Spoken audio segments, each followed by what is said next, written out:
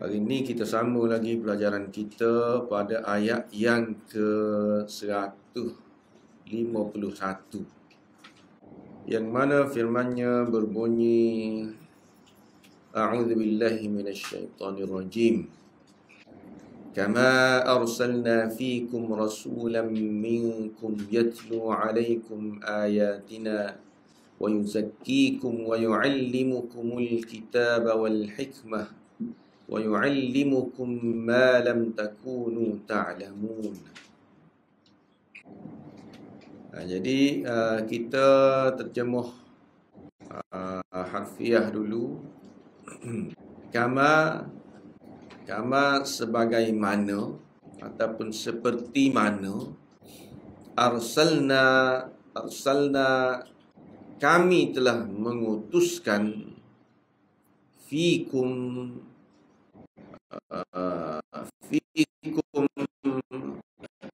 untuk kamu ataupun dalam kalangan kamu, boleh juga fikum kepada kamu, rasulam minkum, rasul, seorang rasul, minkum, dari kalangan kamu. Kami telah utuskan untuk kamu rasul dari kalangan kamu.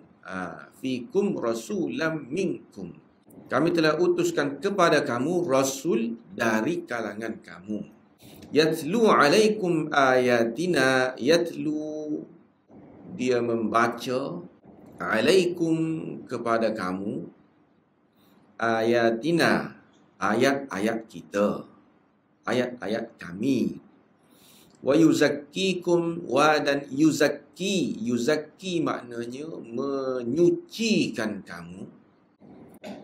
Yuzakki, menyucikan, kum, kamu.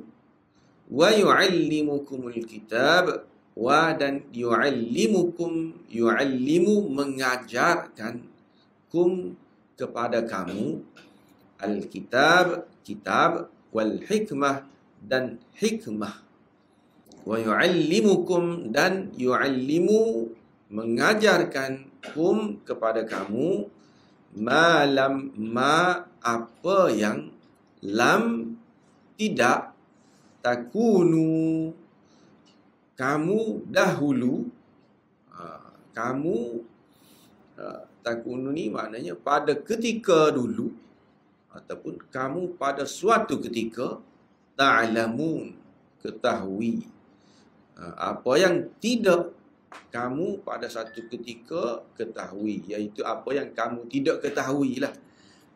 Kalau bahasa kita agak, apa yang kamu tidak ketahui pada satu ketika dulu, apa yang dulu kamu tidak tahu, gitu. Itu malam takunu ta'lamun.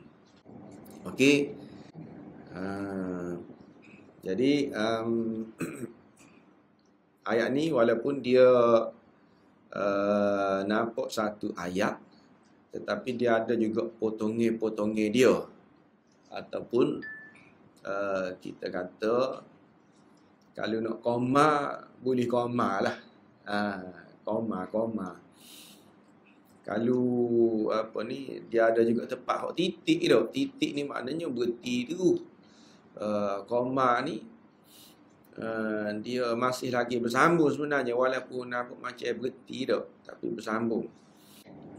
Iaitu kama arsalna fikum rasulan minkum. Di situ satu tempat berhentilah. Tempat kalau nak koma, sebagaimana kami telah utuskan kepada kamu rasul dari kalangan kamu. Berhenti situ. Yatlu alaikum ayatina, itu yang kedua. Yatlu alaikum ayatina, dia membacakan kepada kamu ayat-ayat kami. Wa yuzakkikum, itu yang ketiga. Wa yu'allimukumul kitaba wal hikmah, itu yang keempat. Wa yu'allimukumul kitaba wal hikmah, mengajarkan kepada kamu kitab dan juga hikmah. Wa yu'allimukum ma lam takunu ta'lamun, itu hak terakhir sekali, mengajarkan kepada kamu apa yang dulu kamu tidak tahu. Okey, ini terjemah yang biasa ni. Dia ada juga sikit-sikit penjelasan lah, ataupun kita kata tafsir dia sudah ada dah. Kama arsalna fikum rasulan minkum, nikmat berkiblatkan Kaabah yang kami berikan kepada kamu itu. Dia tak start lagi tu dok. Dia kait dengan nikmat Kaabah, pemalingnya kiblat daripada Baitul Maqdis kepada Kaabah sebelum daripada ni. Itu pemalingnya kiblat tu merupakan nikmat, nikmat Allah kepada kita lah, khususnya kepada Nabi pada ketika tu. Jadi dia masih lagi berkait dengan hak tu. Jadi nikmat pemalingnya kiblat itu, kama arsalna fikum, samalah seperti nikmat. Cuma dia tak ada sebut nikmat tu dok. Sama seperti nikmat, kami mengutuskan kepada kamu seorang rasul dari kalangan kamu. Itu dia pun. Sebab dia koma situ tidak. Dari kalangan kamu, maknanya dia berarti rasulan minkum yatlu alaik. Rasulan minkum, dia berarti situ. Kama arsalna fikum rasulan minkum. Kalau dalam apa ni, terjemahan itu dia ada koma. Dari kalangan kamu, yatlu alaikum ayatina, yang membacakan ayat-ayat kami kepada kamu. Koma pula dah dalam terjemahan itu. Maknanya dia kalau nak berhenti pun bolehlah berhenti situ. Yatlu alaikum ayatina. Kita tak boleh nak berhenti kama arsalna fikum rasulan minkum yatlu. Tak berhenti situ. Tak boleh lah. Tak kena lah. Dari segi apa ni, tajwid pun tak kena. Apa ni, dari segi makna pun jadi tergantung lah. Kama arsalna fikum rasulan minkum, kalau nak berhenti situ. Yatlu alaikum ayatina, boleh berhenti. Lepas tu wa yuzakkikum, dan membersihkan kamu. Wa yu'allimukumul kitaba wal hikmah, dan yang mengajarkan kamu kandungan kitab serta hikmah, kebijaksanaan. Hikmah tu ke dia bubuh lalu hikmah kebijaksanaan. Sebab maksud hikmah ni bijaksana dah. Hikmah ni bijaksana lah. Tapi kalau terjemahannya dia bubuh sebab biasa bahasa Melayu gitu. Bahasa Melayu ni dia boleh kadang-kadang guna dua lalu. Guna dua. Hikmah kebijaksanaan dah. Sebenarnya hak tolak je hikmah dengan bijaksana ni. Bijaksana ni makna kepada hikmah tu lah. Tapi kita kata hikmah kebijaksanaan dah. Okey, lepas tu wa yu'allimukum ma lam takunu ta'lamun, dan mengajarkan kamu apa yang belum kamu ketahui. Belum tu mari mana? Mari daripada takunu tadi itulah yang kita kata dulu kamu, memberi makna dulu, pada ketika dulu, suatu ketika dulu kamu tidak tahu, ataupun kita kata belum. Jadi ayat ni kaitan dia dengan ayat sebelum daripada ni. Apa kaitan dia? Sebelum daripada ni disebut, satu ayat sebelum daripada ni, wali utimma ni'mati 'alaikum wa likulli wajhatin huwa walliha fastabiqul khairat illa allazina zalamu minhum fala takhshawhum wakhshawni. Dia duk cerita tentang pemalingan kiblat lah. Kira-kiranya ayat sebelum daripada ni, dan ada di akhir ayat yang ke-150 tu, dia ada sebut wali utimma ni'mati 'alaikum. Maknanya apa ni, memalingkan kiblat ni ialah sebagai Tuhan nak menyempurnakan nikmat kepada kamu. Tuhan sebut menyempurnakan nikmat kepada kita lah. Antaranya ialah dengan memalingkan kiblat. Dan satu lagi, nak menyempurnakan nikmat juga, ialah dengan mengutuskan Rasul, dengan menghantar Rasul kepada kita. Ini juga apa ni, cara Tuhan nak menyempurnakan nikmat dia kepada kita, iaitu dia hantar rasul kepada kita. Okey. Berkenaan dengan pemalingan kiblat sebelum daripada ni tu kita sudah bincang dah antara hikmah-hikmah dia gapo, nikmat besar lah kira-kiranya apa berpaling daripada Baitul Maqdis itu berpaling kepada Kaabah semula. Antaranya kerana dia ni apa ni kita kata tempat asal, tempat ibadat asal kepada tok nenek kita, ataupun pada ketika tu tok nenek Nabi lah, iaitu Nabi Ibrahim itu. Jadi bila berpaling semula ke situ, dia macam seolah-olah ada pertalian itu, ada macam kait lah, kita kata dengan perjuangan tok nenek kita dulu. Dan juga dia sebagaimana bila paling semula kepada Kaabah itu, sebagaimana hak Tuhan nak lah hak sebenarnya. Sebagaimana hak Tuhan nak kira-kiranya. Tuhan pun nak lagu tu. Sebab memang Tuhan sendiri sebut inna awwala baitin wudi'a lin-nas lalladhi bi Bakkah. Rumah yang mula-mula sekali apa ni Allah buat sebagai tempat beribadat manusia, lalladhi bi Bakkah, yang berada di Mekah. Kira-kiranya hak itulah hak asal dia. Lepas tu jadi paling-paling ke lain tu. Lepas pada tu dah. Tapi bila kembali semula kepada hak asal, maka kita jadi rasa suka dah. Kembali semula tu. Nabi sendiri pun dia suka. Duk nanti-nanti sebelum daripada ni kita sudah baca ayat tu dak, nara taqalluba wajhika fis sama', duk lenggok-lenggok Nabi, duk nanti bilalah nak paling semula ke Kaabah itu, sebab dia suka. Bila dia dapat benda hak dia suka, itulah kita panggil nikmat. Dapat semula hak dia suka, hak duk nanti-nanti tu tiba-tiba tu bagi. Nikmat dah tu. Kira-kiranya doa ataupun kehendak dia tu, walaupun dia tidak royak kepada Tuhan, dia nak benda tu kalau boleh paling semula, tak ada royak. Nabi tak royak, tetapi dalam hati dia tu dia suka gitu. Dengan tidak royak gitu, tapi Tuhan tetap bagi juga. Dengan tidak minta, Tuhan bagi.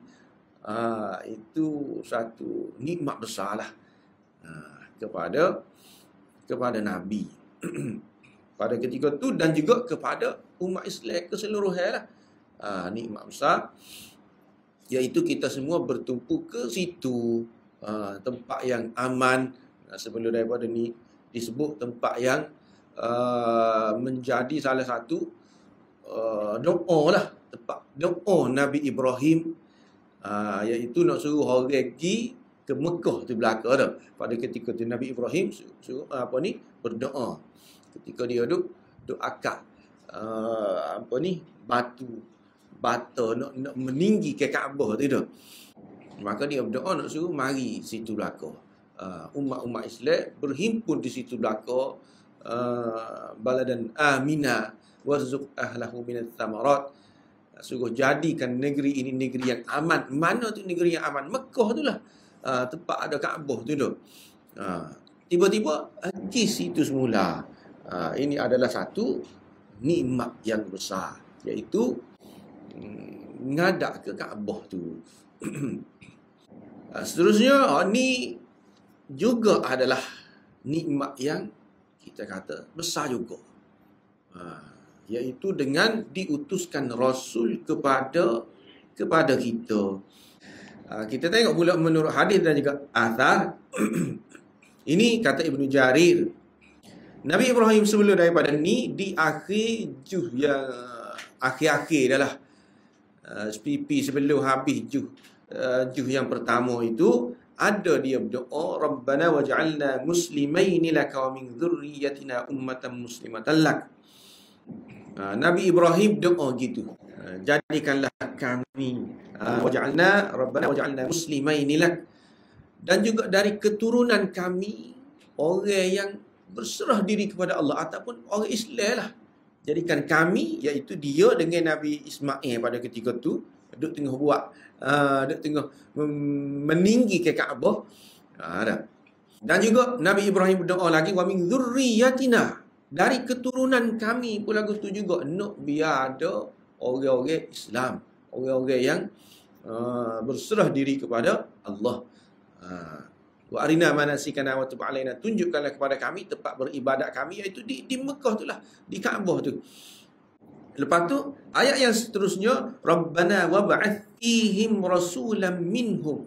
Di situ di akhir juz yang pertama itu ada doa Nabi Ibrahim ni.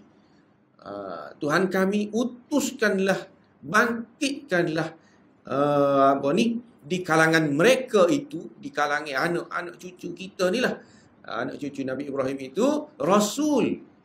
Nabi Ibrahim doa suruh bangkit seorang rasul, yatlu alaihim ayatik, yang membacakan ayat-ayatmu, mengajarkan mereka kitab wal hikmah, dan menyucikan mereka. Kalau kita tengok ni hampir-hampir sama dah dengan ayat ni, dengan ayat yang kita tengah baca ni. Ayat yang ke-151 ni hampir sama dengan ayat yang ke-129 tu di dalam surah Baqarah juga. Cuma di beberapa lah sebelum daripada ni. Doa Nabi Ibrahim, doa nak suruh bangkit seorang rasul, tiba-tiba nikmat dia Allah bangkitkan rasul. Nikmat apa ni? Inilah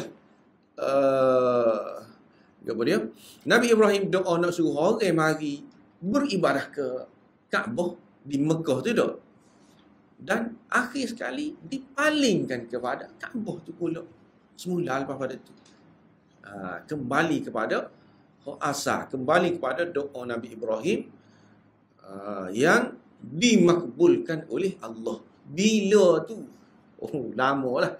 Kira-kiranya disebutkan beratus-ratus tahun lah. Doa Nabi Ibrahim ni nak suruh jadi ke Kaabah tempat tumpuan, tiba-tiba paling kiblat. Nak suruh dibangkitkan rasul dari kalangan, dari keturunan dia lah. Kira-kiranya keturunan Nabi Ismail itu ada rasul. Lama lepas pada tu, beratus-ratus tahun, barulah diutuskan Nabi kita Muhammad sallallahu alaihi wasallam. Lama doa tu nak boleh termakbul, tapi termakbul kerana termakbul tu dia hot doa tu tak tahu mana. Tak tahu mana dah. Tetapi itulah kita kata hikmat tu lah tu, bakpo dia tidak makbul lalu. Bakpo dia tidak buat jadi selalu Nabi Ibrahim tu doa tu dah, maka bangkit lalu. Nabi lepas pada tu tak ada, mutuh lama. Nabi Ismail tu adanya dari keturunan Nabi Ishak. Sebelum daripada ni kita sudah jumpa dah. Yang gila seterusnya kepada Nabi Ishak, Yaqub, Yusuf dan seterusnya. Daripada keturunan itu lahirlah Nabi Musa dan juga Isa yang menjadi Nabi, kita kata Nabi kepada orang Yahudi lah pada ketika itu, dan juga orang Nasrani. Ini kata Ibnu Jarir. Seterusnya Mujahid dan juga Atta, ada lagi tidak Atta saja, Ibnu Abbas diri pun dia kata ayat ni sebenarnya dia bukan kait dengan ayat sebelum ni. Ayat sebelum ni satu ayat sebelum daripada ni yang kita sebut tadi tu, wali utimma ni'mati 'alaikum, untuk nak menyempurnakan nikmat aku kepada kamu, aku utuskan kepada kamu rasul. Ni maknanya dia kait dengan hak sebelum tu. Tetapi demo-demo ni kata ayat ni bukan kait dengan hak sebelum ni, tapi dia kait dengan ayat selepas daripada ni. Kama arsalna fikum ni, sebagaimana kami utuskan kepada kamu rasul, maka hendaklah kamu ingat kepada aku. Iaitu ayat yang ke-152, fadhkuruni azkurkum. Dia kait dengan itu. Bila kami hantar kepada kamu rasul, ini ke dia ni, Kira-kiranya nikmat lah ni. Nikmat besar. Kita utuskan kepada kepada manusia ni, ataupun kepada umat Nabi Muhammad lah.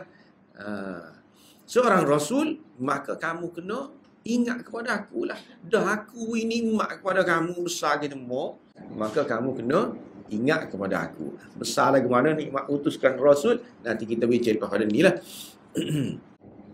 Tapi nak suruh ingat dia. Nak suruh ingat dia ni mana? Ayat lepas daripada ni. 152 tu. Fadhkuruni adhkurkum washkuruli wala takfurun. Di situ. Apa nak suruh ingat? Sebab kita bagi nikmat. Nikmat itu untuk disyukuri, untuk diingat. Ingat ke apa? Untuk kita ingat kepada Allah lah. Itu sebenarnya nikmat. Nikmat hak dia bagi tu, dia ada susulan daripada nikmat tu. Hak kita buatnya lagu mana? Kalau kita tidak bersyukur, maka kita termasuk dalam kalangan orang yang kufur. Washkuruli wala takfur. Jadi kira-kiranya apa-apa saja hak dia bagi berupa nikmat, kita kena ingat ke dia. Apatah lagi nikmat hak besar ni, iaitu nikmat Tuhan buat mari kepada kita Rasul. Habis di situ berkenaan dengan kata-kata kalau di sini tabi'in dah ni, Atok ke apa ni, Mujahid. Okey. Seterusnya tafsir.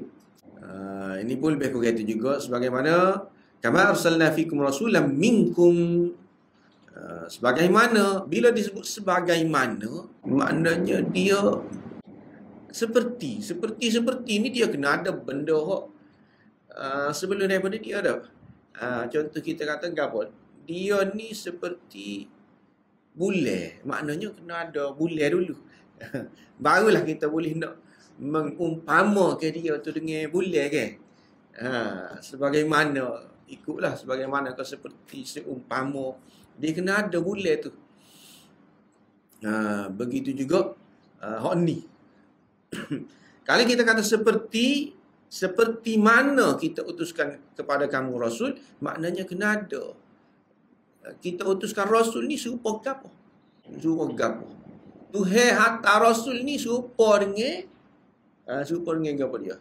Iaitu dia kena ada sebelum daripada ni, serupa dengan Tuhan memalingkan kiblat kepada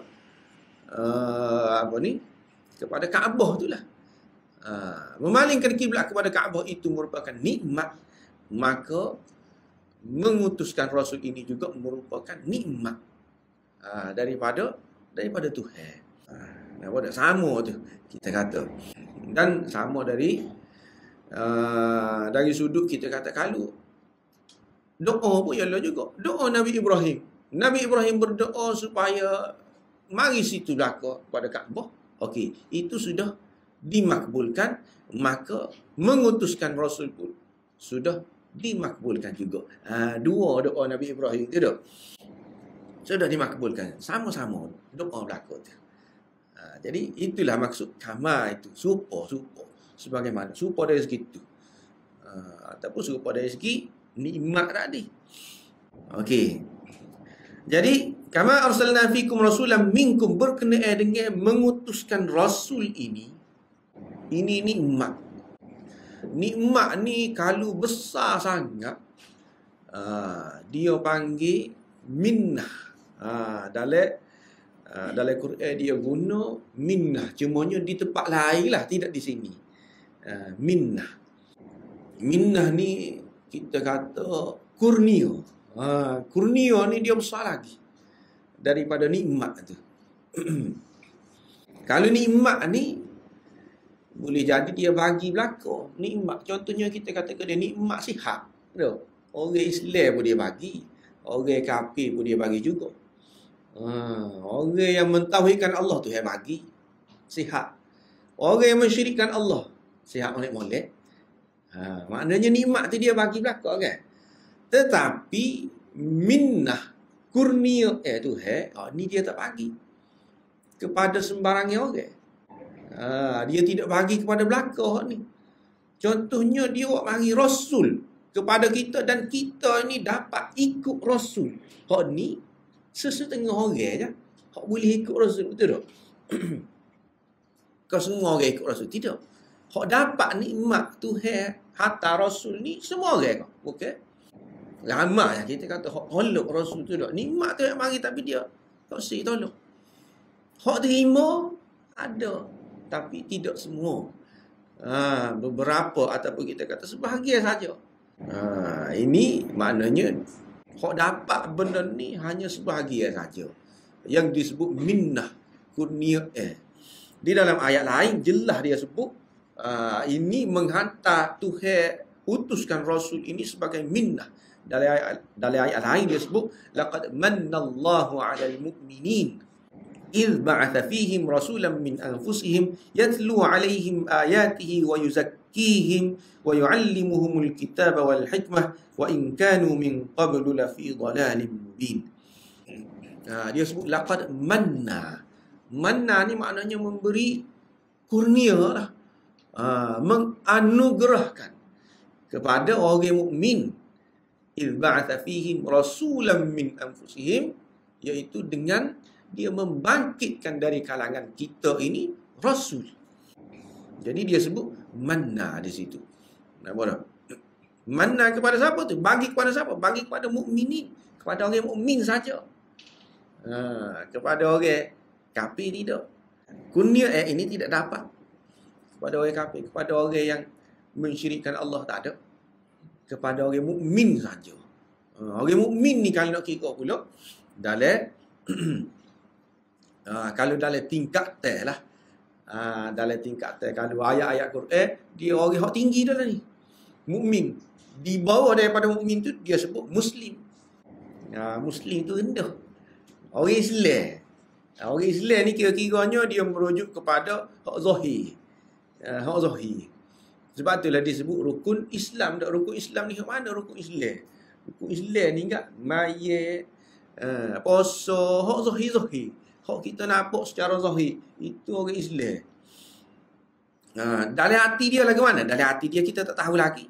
Kepercayaan dia lagu mana dah? Zahir nampak support Islam dah. Tapi hati belum tentu lagi.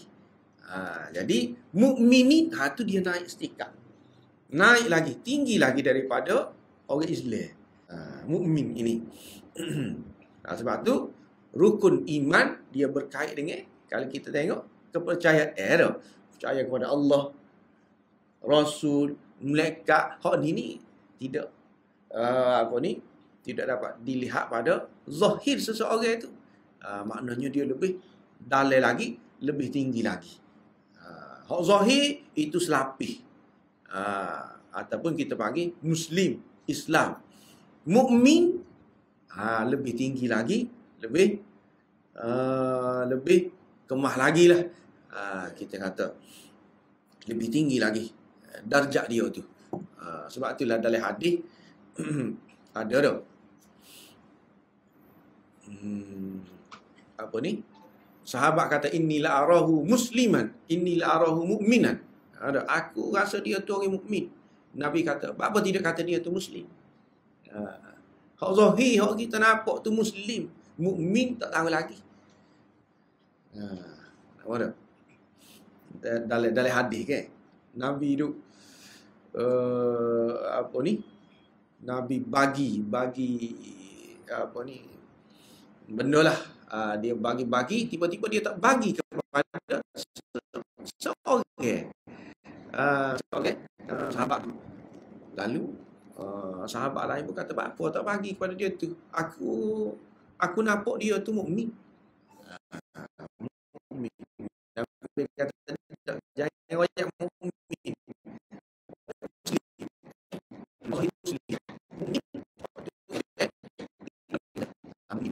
Sebab dia kata kepercayaan ini tingkat dia. Jadi orang dapat beri kembali semula kepada manallah disebut al-mu'min, kepada orang mukmin. Kurnia ini dapat. Kurnia apa? Kurniaan diutuskan Rasul dari kalangan diri kita sendiri. Okey. Seterusnya firman-Nya lagi gitu juga, wallazi ba'atsa fil ummiyin rasulan minhum yatlu alaihim ayati. Ada beberapa ayat yang diulang di tempat lain, ada sedikit-sedikit saja perbezaan dan kadang-kadang hampir samalah ayat tu. Ini nak royaknya apa ni, dia ulang banyak kali benda ni. Di dalam beberapa tempat. Kalau kita tengok doa Nabi Ibrahim tu biarlah. Ni ayat yang pertama kita jumpa berkenaan dengan nikmat diutuskan Rasul. Dihantar Rasul pula baca Quran kepada kita, mengajarkan hadis kepada kita. Itu yang pertama kita jumpa dah ayat ni. Lepas tu nanti kita akan jumpa pula yang kedua dan yang ketiga. Yang kedua kita jumpa di dalam fil ummiyin rasulan minhum. Ini ayat surah Ali Imran kalau tak silap. Dan yang ketiga kita akan jumpa pula di dalam surah ayat yang berapa ni? Surah berapa ni? Tapi adalah beberapa kali kita akan jumpa. Tuhan ulang semua. Tuhan ulang. Apa dia sebut-sebut? Banyak kali sebut tu berkenaan dengan mengutuskan Rasul. Rasul tu baca kitab kepada kita. Rasul tu baca hadis dan menunjukkan hikmah kepada kita. Ulang banyak kali sebab ini benda besar. Benda besar. Nak suruh kita ingat semacam, nak suruh kita bersyukur semacam. Sebenarnya kita tengok tafsir lagi, kama arsalna fikum. Fikum yang dimaksudkan dengan kamu. Kami utuskan kepada kamu. Kamu dalam ayat ini siapa? Kalau khusus pada ketika tu para sahabat Nabi. Diutuskan kepada kamu pada ketika tu sahabat. Ataupun diutuskan kepada kamu pada ketika tu orang sezame dengan Nabi. Ini kalau kita kata konteks ayat tu lah pada ketika tu merujuk kepada orang-orang masa tu lah. Rasul ni siapa dia? Rasul iaitu Nabi Muhammad SAW. Bukan Rasul lain sini ni. Sebab ini apa kita kata Rasul tu kami utuskan Rasul lain pun kalau nak kira dia baca juga kitab, ada juga kitab Taurat, ada kitab Injil dia. Apa tidak kita kata itu Nabi Musa maksud dia, ataupun itu maksud dia Nabi Isa? Tidak. Di sini maksud dia Nabi Muhammad sebab ni duk cerita pasal Nabi Muhammad ni. Cerita pemalingan kiblat yang berlaku kepada siapa ni pada ketika tu, iaitu umat Nabi Muhammad. Kepada orang Islam berhadapan dengan apa? Berhadapan dengan pemalingan kiblat. Dan seterusnya siapa dia berhadapan dengan pemalingan kiblat tu? Rasul mana? Nabi Isa tak ada dah. Nabi Isa kiblat dia lah. Nabi Musa kiblat dia. Berhadapan dengan pemalingan kiblat pada ketika itu Nabi Muhammad dan orang-orang masa itulah. Sebab itulah Rasul di situ merujuk kepada Nabi Muhammad sallallahu alaihi wasallam. Minkum, okey, seterusnya minkum rasulan minkum, dari kalangan kamu. Dari kalangan kamu ni maksud dia dari kalangan manusia. Sama-sama manusia. Ini juga satu nikmat. Maknanya kita boleh nak ikut, nak mencontohi Nabi Muhammad. Boleh nak ikut. Apa? Sebab dia serupa dengan kita. Tak jauh lah kita kata.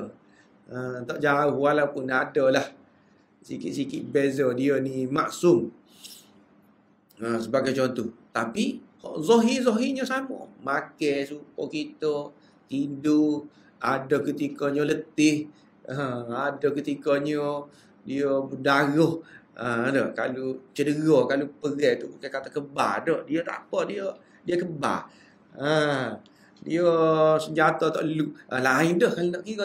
Ni tidak serupa. Sama-sama lapar. Serupa. Ikat sampai ikat batu ke apa tu dak. Duk apa ni? Ketika duk perang. Duk gali parit dan sebagainya, okey.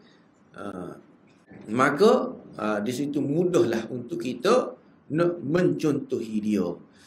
Ataupun ini dari kalangan manusia, ini juga satu nikmat. Tuhan bagi senang kat kita kata, bagi contoh yang mudah kita nak ikut. Ini merupakan nikmat. Nikmat ni ke dia benda yang kita suka tidak? Benda kita suka. Ada juga dia tunjuk tak, tapi payah. Dia nak tunjuk sesuatu kepada kita tetapi dengan cara yang payah. Kita nak kata suka ke dah? Kita tak suka lagi. Tak suka. Contohnya ke dia. Kalau kita masa dulu nak belajar lah. Belajar. Antara kita nak belajarnya ialah ilmu mantik. Mantik. Ilmu mantik ni bendanya, kalau nak kira benda yang susah dah. Tetapi ada kitab-kitab tu, kitab yang susah. Nak boleh kau faham ayat dia tu pun cerita dah sahar dah. Apatah lagi nak ambil ilmu tu tematik tu. Ilmu mantik tu sendiri nak faham ayat tu pun masalah dah. Gap dia tak tahu dia nak royak ni dah. Itu payahlah. Senang dah. Nak belajar mantik tapi payah. Nak boleh tu sukar. Jadi kita panggil benda yang kena bergelut lah. Kena berhempas pulas. Jadi ini kira-kiranya benda yang kita tidak suka. Dia ajar kita dengan benda yang kita tidak suka. Kira-kiranya ini bukan, kalau nak kata nikmat tak boleh lagi. Sebab apa? Sebab tak suka. Sebab apa tak suka? Sebab payah. Payah nak boleh tu. Ajar kita tu. Ajar lagu mana? Ajar baca, tengok apa ni, arah nak pergi situ dah, tapi bagi kepada kita peta. Peta kita, kompas kita tak tahu lagu mana nak tuju ke mana tu. Dia kena belajar suku. Jadi walaupun dia bagi benda tu tapi kita tak suka, ini kita tidak panggil nikmat. Nak tunjuk kepada kita tak, tapi dengan benda kita tak suka. Memang dia nak tunjuk jalan kepada kita, tapi betul kita nak betul besar. Bokok. Boleh lepak-lepak tu dah. Kalau zaman dulu lah. Nak pergi Kuala Lumpur tu baca betul ni sebelah ni orang ni. Apa ni? Sebelah driver ni nak baca betul. Payuh. Pusing. Kau mana? Yolah kau nak kita pergi ke depan, kau kita tengok belakang ni dah. Duk pusing betul. Payuh. Jadi ini kita tidak panggil benda yang kita suka. Berbeza dengan dia nak ajar kepada kita dan bagi kepada kita benda yang mudah. Mudah kita nak faham. Iaitu bagi apa? Ni dia tengok ni. Wish kali learn ni tu. Siapa-siapa boleh. Siapa-siapa boleh tu. Kona 400 meter lagi kona kiri. Nampak lalu tu. Oh kita duduk sini rupanya. Oh terlepas dah. Kona lalu tak ada jauh tu. Kona. Pas kona kanan, pas selu. Tu nampak tak? Dengan cara yang mudah, maka kita suka. Maknanya dia nak ajar kepada kita sesuatu dengan cara yang mudah. Itu kita panggil nikmat. Nikmat dah tu. Lagu tu. Begitu juga Tuhan nak ajar sesuatu kepada kita dengan cara lagu mana? Dengan cara dia bagi model ataupun contoh yang serupa dengan kita. Serupa. Kira-kiranya kita boleh turut lah. Apa mungkin dia sama-sama tidur juga, sama-sama letih juga. Cuba kita lah, kalau kita letih, dia pun letih juga, maknanya kita boleh turut. Tidak kata dia mari model melekat. Pakai tong akal dok ibadat seteri. Payah kita nak turut tu dah. Tak boleh buat macam tu. Tapi Nabi tidak, serupa kita. Umur pun tak ada lebih kurang kita. Umur ada ketika dia sihat, ada ketika dia tidak sihat. Ada ketika dia sakit, siapa kena apa-apa dah. Waktu ubi nak sembahyang, ada lagu tu. Ada ketika siapa bekok kaki. Nabi tu kan. Jadi contoh yang mudah kita nak ikut, ini juga adalah satu nikmat. Sebab tu dia kata minkum, dari kalangan kamu, dari kalangan manusia lah, sama-sama manusia berlaku. Ataupun kalau nak merujuk pada ketika tu, dari kalangan bangsa Arab. Pada ketika itulah bangsa Arab. Jadi sebagaimana kiblat ini, kalau nak kira, dia ada cerita dia tak, iaitu ahli kitab sebelum daripada pemalingan kiblat itu, dia sudah tahu dah cerita Nabi Ibrahim, Nabi Ismail itu asalnya menghadap ke mana. Dan bila paling kiblat ke Kaabah, kira-kiranya siapa yang patut kalau nak turut Nabi lah pada ketika itu? Ahli kitab lagi. Sebab dia sudah ada dah. Dalam kepala dia tu cerita pasal kiblat ini. Kiblat ni asal dia memang ke Kaabah. Memang di Mekah. Memang tok nenek kita menghadap ke Kaabah di Mekah. Untuk dia nak kembali semula menghadap ke Kaabah tu mudah. Tapi kita tengok siapa hok mula-mula tolak. Ahli kitab ni lah juga kan, yang mula-mula tolak. Walaupun bagi dia mudah, dia sudah ada dah dalam kepala dia. Begitu juga hok ni, dengan mengutuskan Rasul ini dari kalangan kamu ni, sepatutnya siapa dia hok paling mudah nak terima. Dia sebut dari kalangan kamu. Kira-kiranya Allah kalau boleh lah, dia nak suruh demo-demo ni lah dulu terima. Siapa ni? Orang Arab tu lah dulu. Arab mana? Arab Quraisy. Arab Quraisy tu dulu. Arab hodok di sekitar Nabi tu dulu. Bila Nabi dibangkitkan, dialah kalau boleh kok mula-mula terima. Kalau tidak ahli kitab pun. Ahli kitab sebab dia memang sudah tahu dah. Dia sudah baca dah. Dalam kitab dia berkenaan dengan Nabi akhir zaman ni, ada dah gambaran tu. Nabi akhir zaman ni akan dilahirkan di Hijaz dan sebagainya dah. Itu tak apalah. Tapi bangsa Arab pada ketika tu bukan kata benda asing dah. Nabi dibangkitkan sebab dia sudah kenal lama dah. Nabi tu kenal lama dah. Jadi kira-kiranya bagi dia agak nak terima mudah. Nabi tu. Tetapi kalau kita tengok siapa hok tolak dah, dia juga. Bangsa Arab Quraisy itulah juga. Hok tolak. Walaupun Tuhan kata rasulan minkum, dari kalangan kamu.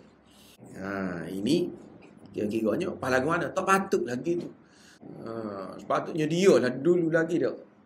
Orang-orang hok luar-luar ni kita kata aja Nabi. Orang Nabi, orang Cina, kok dia lambat sikit pun tak apalah, sebab dia tidak dari kalangan mereka. Hok dulu lagi sepatut terima dia. Tapi malangnya tidak gitu. Malangnya tidak lagi tu. Apa jadi gitu? Sebab Islam ataupun iman itu dia tidak berdasarkan kepada siapa yang paling rapat, siapa yang paling dekat dengan Nabi, siapa yang di kalangan bahasa Arab, tidak. Bila lagu tu, maka orang-orang luar pun boleh terima belaka. Boleh jadi lebih lagi daripada bangsa Arab tu sendiri. Dari segi iman dia, takwa dia pun boleh berlaku lagu tu. Sebab tu minkum. Kalau kita nak kaitkan dengan pada ketika itulah, merujuk kepada orang Arab pada ketika itu. Sepatutnya dia kata dialah yang lebih, yang pertama membenarkannya, yang menerimanya, kerana dia lebih mengenali Nabi, dia lebih mengenali nasab keturunan. Orang Arab pada ketika itulah, Quraisy pada ketika itu lebih kenal Nabi. Malangnya hak berlaku adalah sebaliknya, iaitu kerana orang Arab Quraisy itu dia kata macam-macam kepada Nabi lah, sehingga dia kata Nabi ini sesat. Ada juga di dalam ayat lain dia kata wa ma sahibukum bimajnun, dia kata Nabi ini gila, sesat dan sebagainya dah, yang dinafikan oleh Allah dengan Allah kata ma dhalla sahibukum wa ma ghawa. Ma dhalla sahibukum sahabat kamu, kawan kamu. Sahabat kamu ni, apa dia sebut sahabat? Sebab orang Arab pada ketika tu kenal Nabi. Dia sayang galik-galik dah kira-kira tu. Sebelum daripada Nabi itu diutuskan jadi Nabi, kenal. Nabi ni orang dia, sifat dia lagu mana. Dia ni seorang yang amanah. Tak? Sehingga disebut orang hok kafir sendiri pun tu. Kalau nak nak celebrity kepada Nabi, cukup pergi tu. Biar Nabi sifat. Walaupun tak belaga dari sudut akidah, tapi dari sudut amanah tu dia percaya. Maknanya dia kenal Nabi ni, orang Arab pada ketika tu. Sebab tu disebut dalam Quran, ma dhalla sahib. Rakan kamu. Rakan muka kenal tu. Jak kecil lagi tahu dia ni siapa, keturunan mana, keturunan orang yang baik-baik. Tapi dia dulu lagi tak sirimo tu. Bila dibangkitkan menjadi Rasul. Begitu juga di dalam ayat yang kedua, kalau kita tengok, wa ma sahibukum bimajnun. Sahabat kamu itu tidak gila. Bukanlah orang gila. Ma sahib tu sebut sahib. Sebab memang dia dah say, duk kenal lama dah. Tiba-tiba bila jadi Rasul ni dia pun kata gila. Sebelum daripada ni dia kena tahu. Inilah orang yang paling waras sekali, orang yang paling pandai sekali, bijak sekali. Kalau nak nak tanya apa-apa budak sebelum daripada tu. Tapi bila diutuskan jadi sebagai Rasul, jadi gila dah pula. Siapa dia lebih kenal? Diri dia. Orang di sekitar dia tu lebih kenal. Masalah dia tak ikut juga itu berkait dengan hidayah ke apa lah. Sebagaimana pokcik dia ke apa, tak si pakai sup tu. Tak si tu. Sebab dia ada ego dia, ada nak mempertahankan hak dia. Itu sebenarnya. Kalau nak kira, nak tunggu Islam, dia kata tak ada. Tak ada cacat celot dah kalau nak kira dah. Tapi aku tak si juga. Tak si turut juga di akhir hayat kan tu. Sebab takut kawan-kawan aku kata aku ni akhir sekali ikut agama Muhammad juga. Itu. Okey. Seterusnya. Di dalam ayat ni lagi, kama arsalna fikum rasulan minkum. Dia berkait dengan kama arsalna fikum rasulan minkum. Kami utuskan kepada kamu Rasul dari kalangan kamu. Rasul ini dia mari buat gapo? Kira-kiranya Rasul ini mari mengajar kepada kita paling utama sekali cara nak menyembah Allah. Itu hak utama. Sebagaimana firman Allah Taala, "Wa ma khalaqtul jinna wal insa illa liya'budun." Aku tidak ciptakan manusia dan juga jin kecuali sebab utama aku buat ni. Nak suruh ke apa? Nak suruh ya'budun. Mereka ini beribadat kepada aku. Beribadat pula dengan cara lagu mana? Nak suruh beribadat. Tak pakai berhenti situ. Beribadat. Aku buat manusia dan jin biar dia ni sembah aku. Lagu mana cara nak sembah?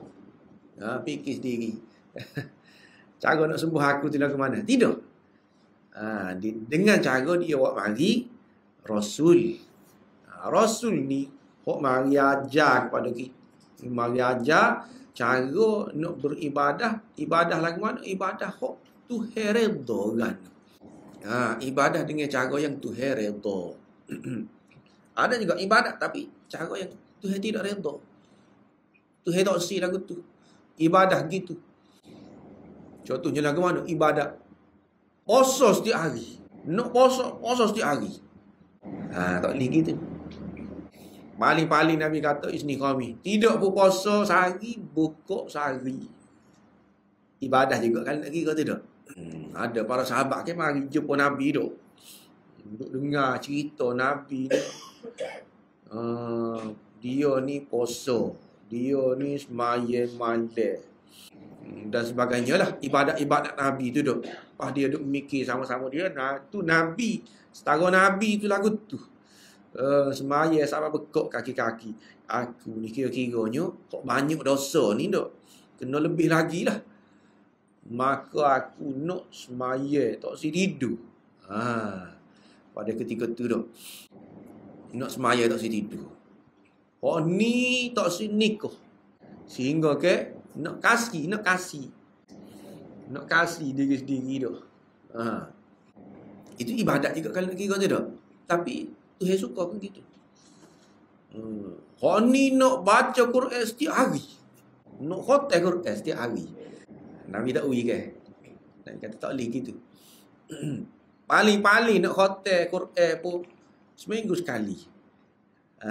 Nabi sebut habis-habis terik pun. Tu cara dia. Beribadat juga tak. Tapi kalau setiap hari, ini cara yang tidak diredai oleh Allah. Sebab apa? Sebab dia boleh jadi menjejaskan orang lain. Jadi kalau bahasa Kelantan kata, ya talah orang lain.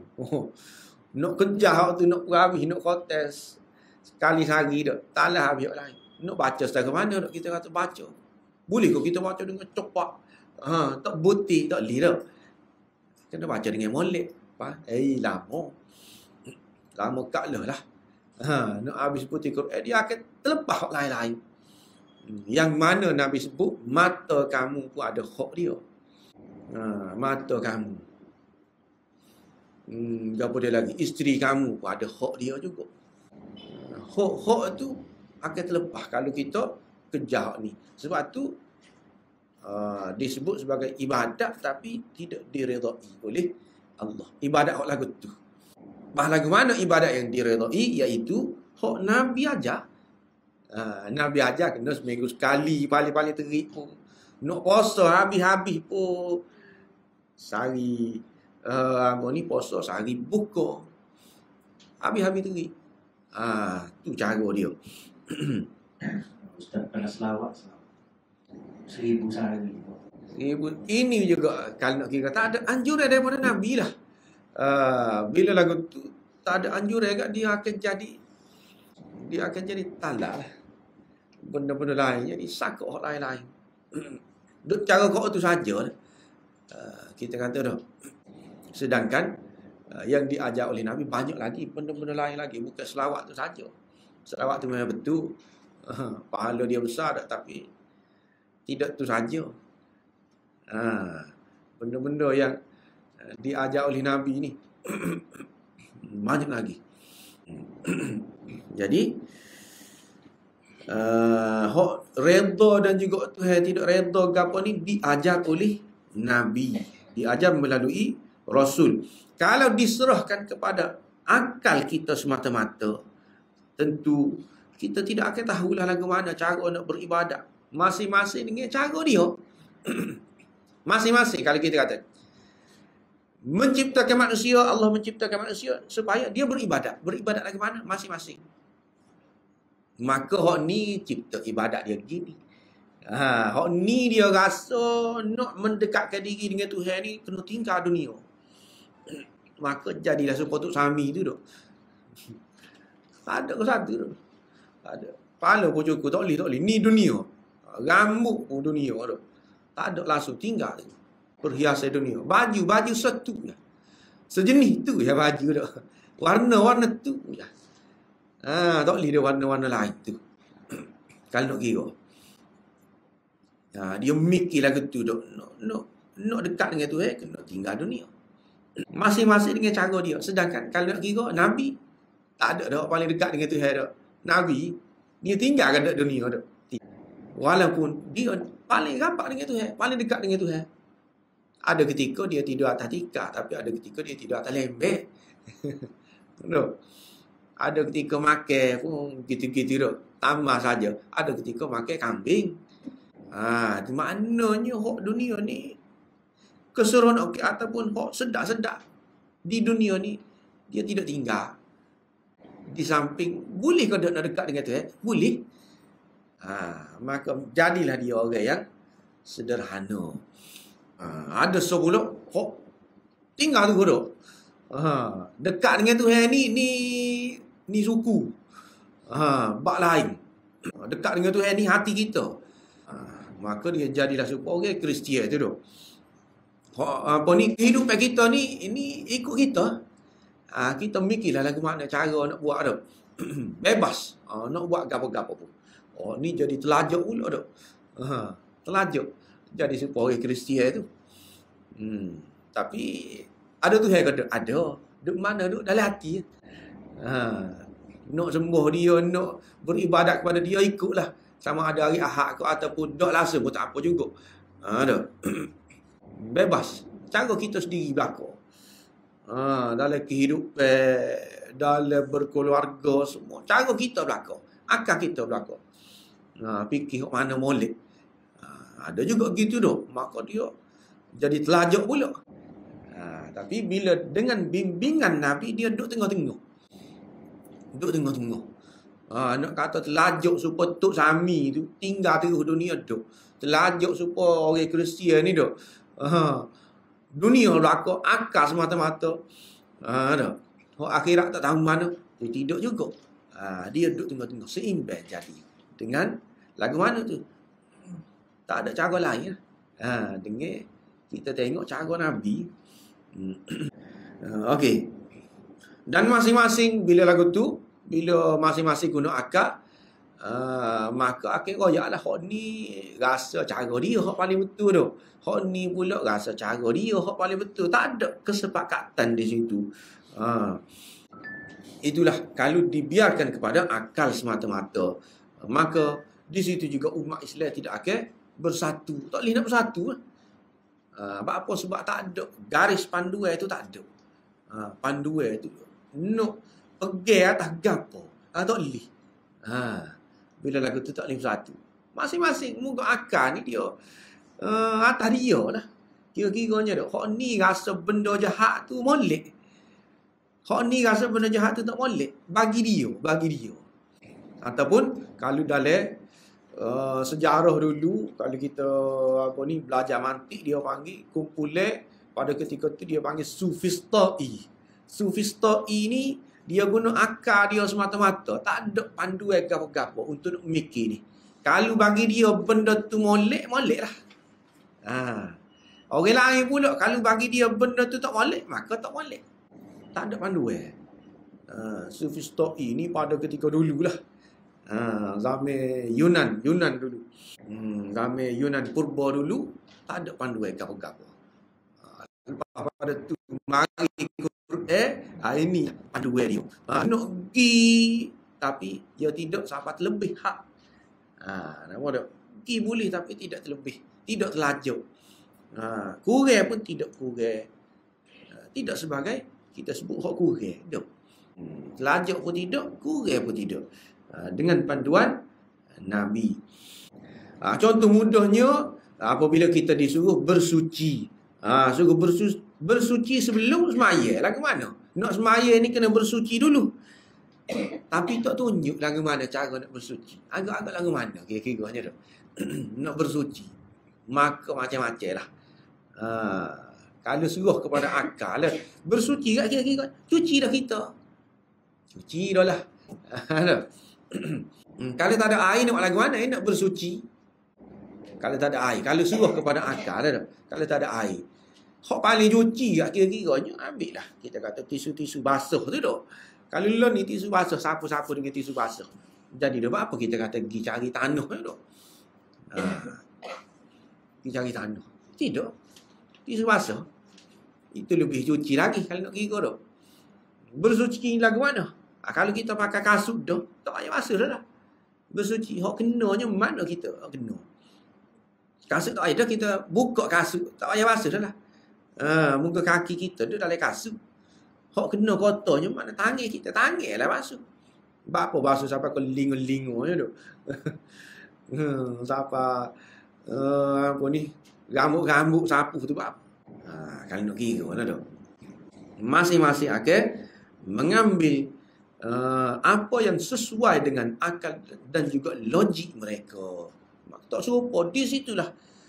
Itu kalau nak kira bersuci saja dah. Pecah macam-macam dah. Cara masing-masing. Kalau tak ada panduan daripada Rasul. Dan juga ni disebut minnah, kurnia hatta Rasul ni kurnia kepada kita apa? Untuk kita nak menjalani hidup ni, kalau serah kepada kita tak tahu. Serah kepada akal tak tahu. Usah ke benda-benda besar tak. Makan pun kita tak tahu. Hak mana boleh makan, hak mana tak boleh. Serah kepada akal kan. Tapi kalau ada Nabi tunjuk, ada benda boleh, ada benda tak boleh. Kalau tidak, bapanya kita kata makan, mampu juga dah. Cuma hak ni dengan cara kita katok kepala dia, kita gepih tekuk dah. Hak ni dengan cara sembilan sama-sama mampu. Kalau nak kira, makan dia mampu belakang, tapi ada hak dia. Nabi ajar tu dah, hak dia lagu mana? Iaitu tak boleh gepih ke hatu dinding tu. Maka mampulah air tu, itik tu. Tak boleh gitu. Dia kena sembelih. Sembelih pula kena dengan hak tajam. Tidak makan ni tu duk. Ada cara-cara dia. Hak ni siapa dia ajar belakang ni? Nabi belakang. Akal kita kalau kita fikir situ saja tak apa dah. Nak makan sendiri pun dah. Tak boleh sebab tu ada macam-macam dah. Cara sembelih tu lain dah. Cara nak mematikan binatang tu lain dah. Kalau tidak dengan panduan daripada Nabi. Hak mana hak betul tak tahu. Tak ada panduan. Tak ada siapa royak. Pas kali kita kata hak kita hak paling betul sekali dak, siapa dia nak ikut? Cara kita sebenarnya paling betul sekali. Iaitu lagu mana? Itu dengan cara pacung. Rak pacung dak. Ayah ni kat pakai kerak bukan sembelih. Kerak ada dak. Ko kata. Tahu paling. Cara kita paling betul. Ada. Adakah orang akan ikut kita belakang? Tidak. Kecuali kalau atas dasar agama. Atas dasar agama ni tak kira tu. Orang tu orang mana, bangsa gapo, dia akan bersatu belakang situ. Sembelih belakang tak kira. Dia orang Cina ke, dia orang India ke, dia duduk di kita duduk Malaysia, dia duduk India, dia duduk di Eropah ke, sembelih belakang. Itu cara dia. Itulah kita panggil kesatuan. Umat yang satu, umat Islam ni bersatu dari sudut tu, sama serupa belaka cara dia. Dan hak itulah kira-kiranya bagi kita hak paling betul sekali.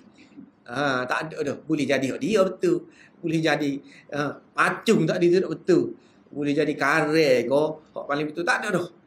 Hak kita tu lah kira-kiranya hak itulah hak kita tu hak paling betul sekali. Dan yakin dengan benda tu start daripada kita kata start daripada kecil sampai ketua pun lah ketulah orang Islam. Sebab apa jadi gitu tu? Sebab Nabi itulah diutuskan Nabi. Seterusnya, yatlu alaikum ayatina, membacakan kepada kamu ayat-ayat kami. Ni sebenarnya kita sudah jumpa dah yatlu alaikum ayatina ini. Kita sudah jumpa di dalam doa Nabi Ibrahim tu.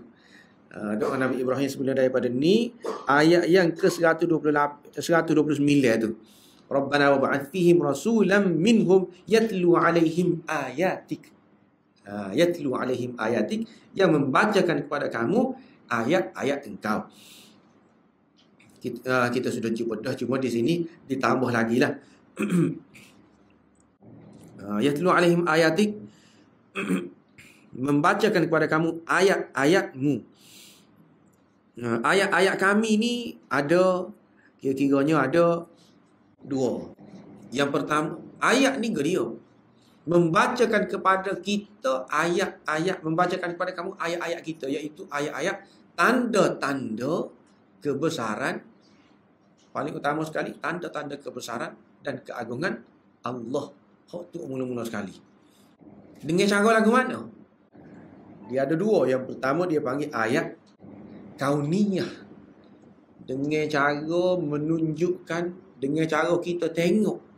Macam mana kita nak tahu keagungan Allah? Iaitu dengan tengok alam lah.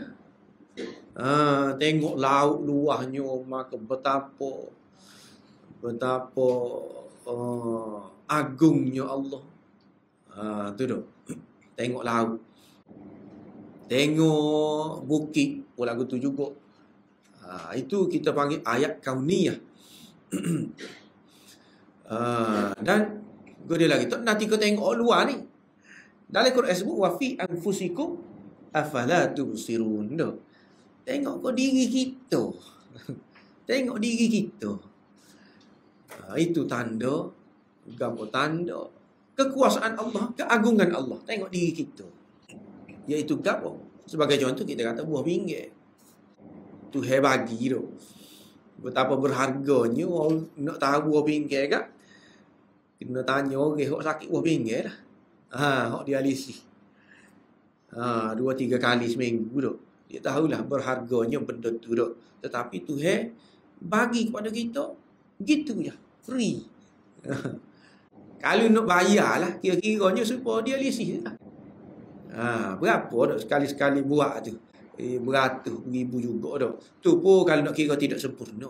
Tidak sempurna, ya kena buat pulak. Kena buat pulak dah. Kena apa ni? Hak dialisis tak boleh salah makan kalau nak kira dak. Bila dialisis pun kalau salah makan dia jadi lalu. Mari lalu nyakit tu. Tapi buah pinggir tu hai bagi ni dok gitulah. Kita kan 20 tahun, 30 tahun pun tak ada syurga apa. Maka marilah kepada kita betapa pemurahnya Allah. Gitu dah. Tengok kepada diri kita. Murahnya Allah ni dah. Betapa Tuhan ni razaknya. Dia ni dah. Itu tengok. So benda bagus dah. Pada diri kita tak tengok benda-benda lain lagi. Itu kita panggil ayat kauniyah. Yang satu lagi ayat dia. Ayat syar'iyah. Ayat syar'iyah ini maksud dia hak Tuhan royak. Tuhan tunjuk dalam Quran. Hak tadi kita boleh perhati sendiri dah. Kita perhati sendiri hak ni Tuhan tunjuk kekuasaan Allah dengan cara lagu mana. Dengan cara dia boleh menghancurkan kalau kaum-kaum sebelum daripada ni hak lebih kuat. Tuhan sebut dah lebih kuat daripada kita. Hum asyaddu minna quwwah. Dalam Quran sebut dah kalau nak kira gagah, pok dia lagi gagah daripada kita. Nak kira bisa lah, pok dia lagi bisa. Tapi kalau Tuhan nak kacau gitu ya. Itu maknanya kita pun tengok hebatnya, berkuasanya Allah. Melalui apa tu? Melalui hak Tuhan tunjuk. Tuhan royak dalam Quran. Ada juga gitu. Ayat ni yatlu alaikum ayatina. Siapa dia hak jom ajar kepada kita tu? Nabi lah. Jom ajar benda ni kepada kita tu. Nabi. Bila lagu tu kita pun kena Tuhan. Dengan cara takdilah. Dengan cara Nabi mengajarkan kepada kita ayat-ayat. Lepas tu wayuzakkikum. Membersihkan kamu. Paling utama sekali membersihkan daripada gapo? Membersihkan daripada syirik lah. Tujuan utama Nabi diutuskan nak membersihkan kita daripada syirik. Hak tu nak membawa ajaran tauhid. Hak tu hak utama sekali. Wa yuzakkikum.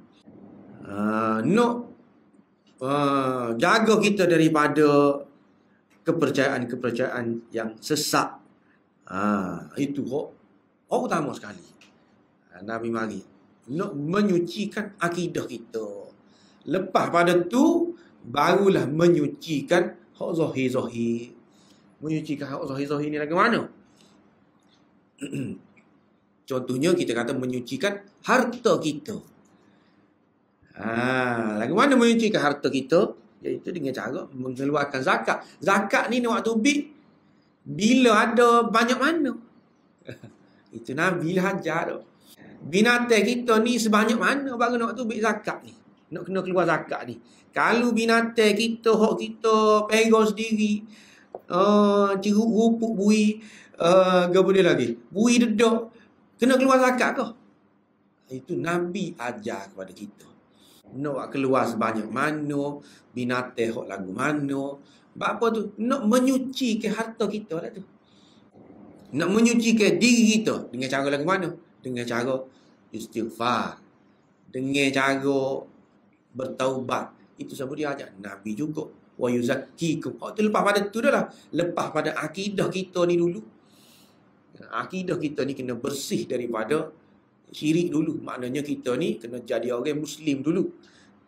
Barulah kita ni kira-kiranya suci belakang lah. Dari sudut akidah, dari sudut batin pun cuci, dari sudut zahir pun cuci juga.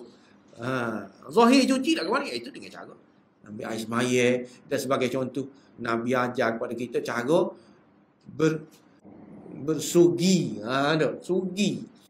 Bersugi tu kalau boleh Nabi sehingga ke dalam hadis dak kalau boleh tak setinggal lah. Nak suruh buat semua. Cumanya takut nyusah kepada kita. Sebab apa tu? Nak suruh cuci. Hak tu hak zahir dak, hak zahir. Suci hak zahir ni tak kira dah. Nak mandi. Nabi gonyoh di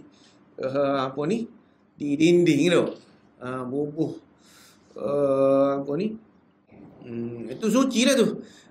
Dengan cara lagu mana lagi? Beristinja. Bapa beristinja kena 3. Tak boleh kesar. Bapa kena dengan batu. Tak boleh ke kita kata dengan dia lagi. Dengan benda-benda lain lah. Tu asal dia tu. Nak suruh cuci. Nak suruh cuci. Kecing tu tak boleh. Tempat-tempat yang kalau boleh tempat gerah. Takut kecil. Kita jadi kotor. Sebab kita kotor, kita tak puasa. Tak kena habis ngecik habis di seluar-seluar, di selipar. Apa sebab kita kecing di tempat gerah. Kalau di luar lah kita kata kecing atas batu. Tak boleh. Kena cari tempat-tempat yang lembut. Nabi sebut tu. Tu nak ajar kita cuci lah tu. Menjaga kebersihan. Itu hak zahir. Hak tidak zahir, iaitu dengan cara mandi. Mandi berjunub. Orang yang berjunub tu mandi. Kan nak kira dia, zahir dia cuci dah. Dah kencing dia basuh dah. Berak basuh dah. Apa berjunub kena mandi ya dah. Cuci gap tu. Itu kita panggil cuci dari segi hak batin pula. Hak tak nampak, bagai tak nampak. Ni siapa dia ajar belakang ni? Cara bersuci ni. Cuci ni dia. Iaitu Nabi ajar. Goni ni kena samuk. Boleh ke tak boleh? Dia kena samuk. Samuk tu cara menyucikan kulit sebagai contoh dah. Dia ajar. Yuzakikum, ajar belakang. Cara nak suruh kita jadi seorang yang bersih. Dengan cara lagu mana? Dia bawa syariat. Tadi itulah syariat. Syariat tu pula sama ada dia membawa kepada kebaikan secara mutlak. Kebaikan secara mutlak ni lagu mana? Kebaikan secara mutlak. Hak Nabi ajar ni ada ketikanya memang benda tu molek. Secara total kita kata. Contohnya menyembah Allah. Itu tak lagi dah. Memang molek. Memang benda yang baik. Dari segi hikmah dia organa tu tak usah kira lah dah. Ni kita panggil molek secara mutlak. Ataupun benda yang lebih banyak kebaikan dia. Kebaikan dia lagi banyak daripada keburukan dia. Maka Nabi bagi. Sebagai contoh kita kata ke dia. Sebagai contoh, cerah lah. Cerah ni ada tak molek? Ada. Hak tak molek dia ada. Tapi hak molek ada juga. Hak mana lebih banyak? Molek kau tak molek? Kira-kiranya kalau Nabi bagi, syariat bagi tu, kira-kiranya hak molek banyak lah tu. Berbanding dengan hak tak molek tu, hak molek lebih lagi. Maka syariat bagi. Okey, begitu juga.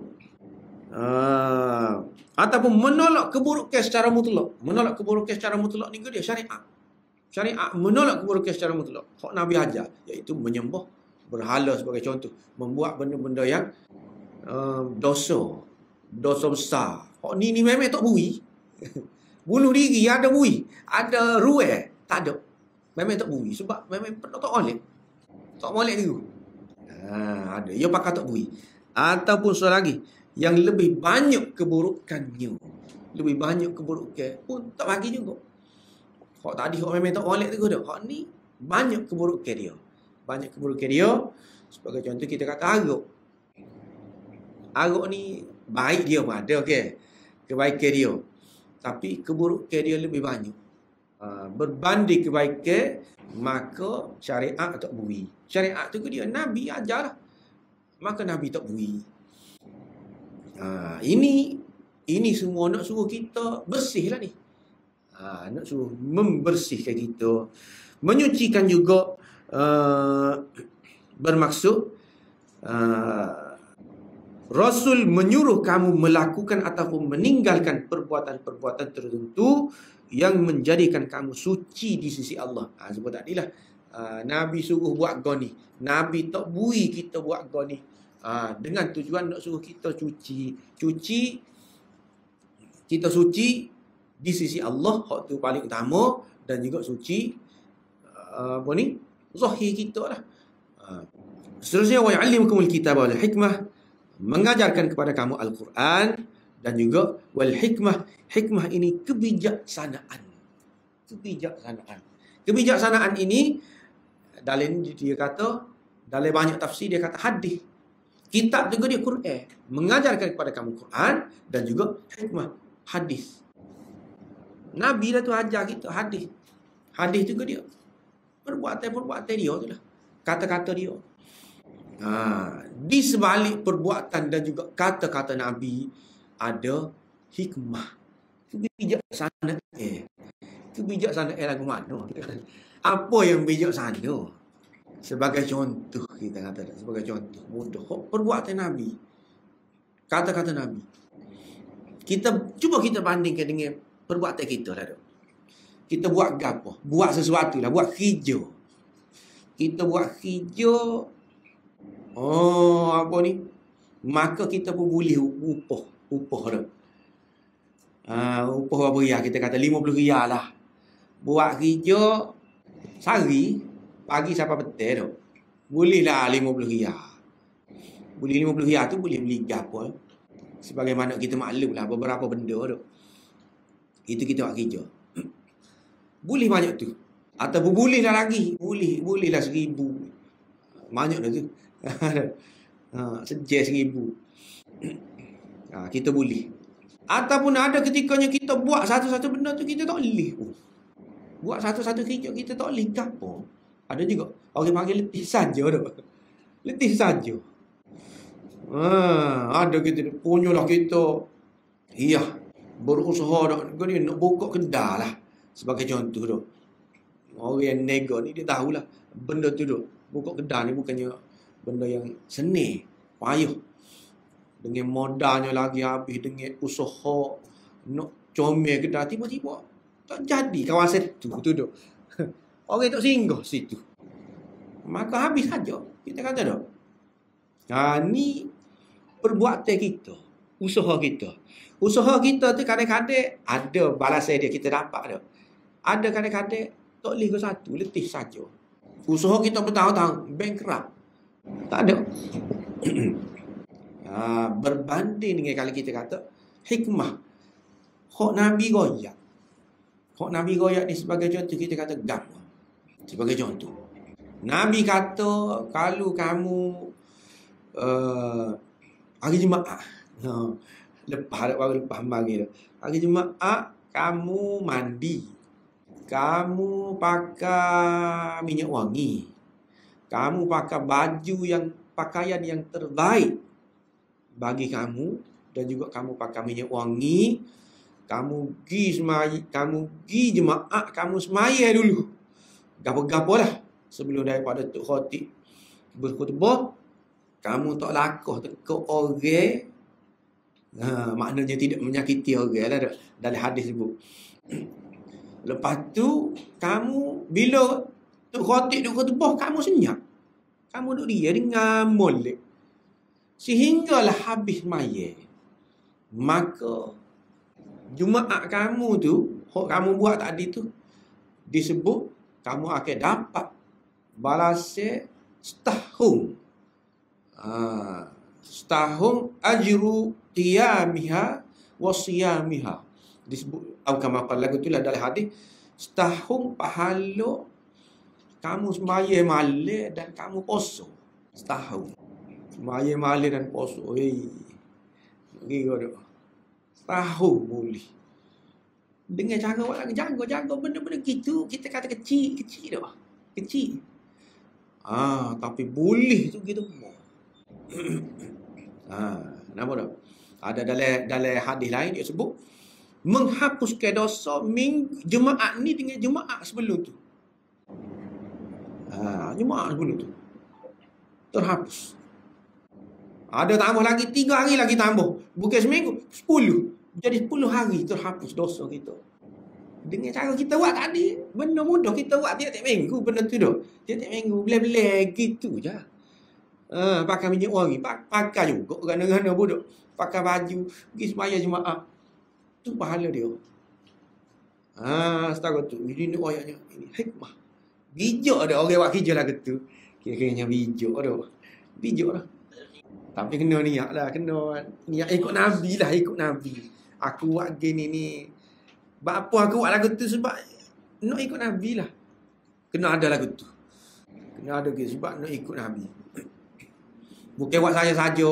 Kita kata jadi memang rutin kita gitu. No. Memang sedar. Kita sedar. Kalau kita buat gini ni ataupun kadang-kadang ia sampai jadi rutin kita, benda asalnya kita niat nak ikut Nabi, akhir sekali jadi rutin kita, itu kira-kira termasuk dalam tu. Maknanya okay. Itulah orang panggil hikmah. Jadilah lagu tu. Satu benda kadang-kadang al-hasanah bi'ashri amthaliha. Disebut dah. Dibuat tu dia akan ganda dengan 10. Kalau 10 tu pula ganda pula dengan 70. 700 ganda tu. Benda-benda gitu. Padahal kecil lah. Kalau kita buat sikit lah. Dapat apa? Berganda-ganda. Dengan cara lagu mana tu? Tidak lain kecuali kena ikut Nabi. Kena ikut Nabi.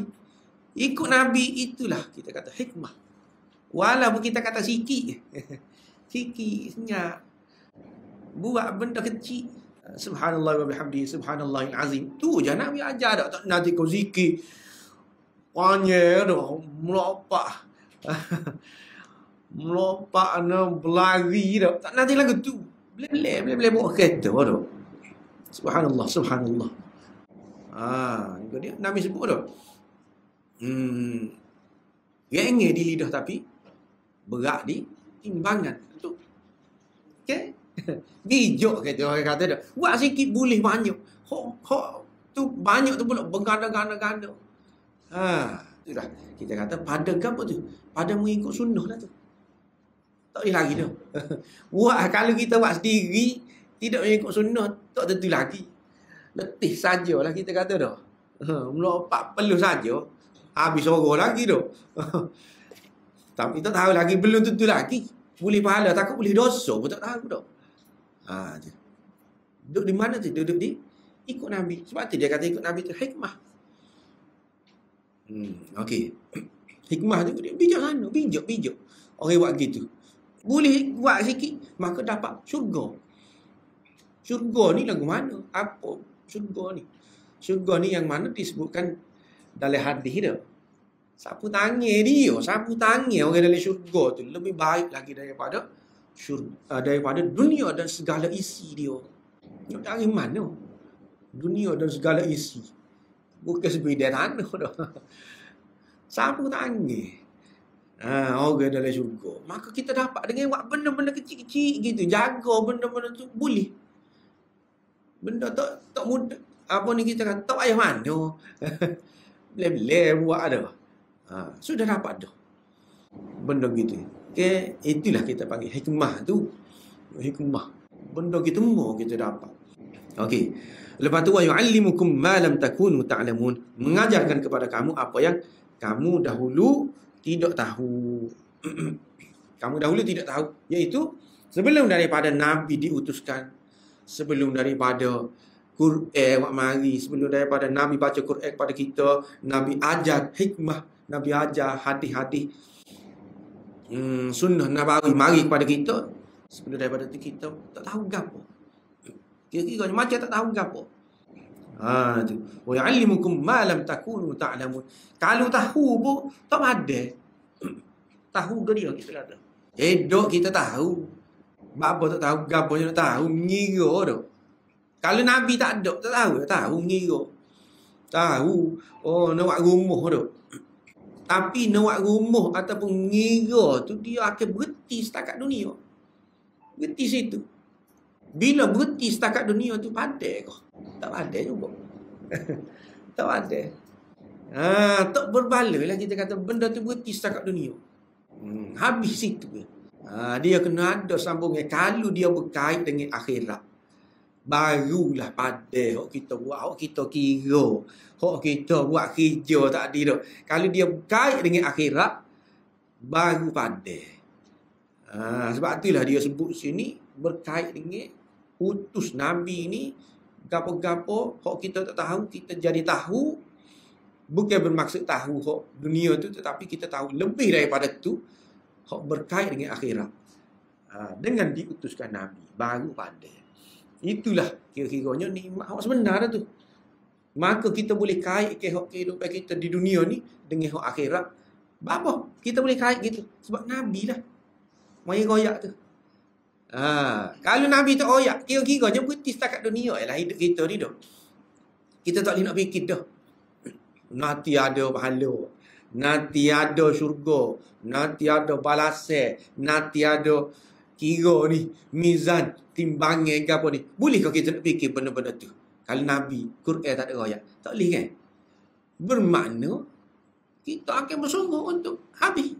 Setakat hidup ni je lah. Dan bila kita buat benda setakat hidup, tak padai. Kira-kiranya. Tengok tak? Berhenti setakat dunia, tak padai lah. Usaha tu.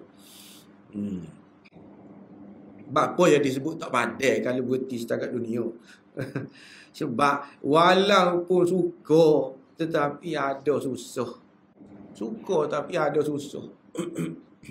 Kereta lah kita kata. Paling molek lah. Kita kata dah. Tapi ada juga susah dia. Dia susah. Kalau atas dunia ni dah. Susah dia ni kita kena borok.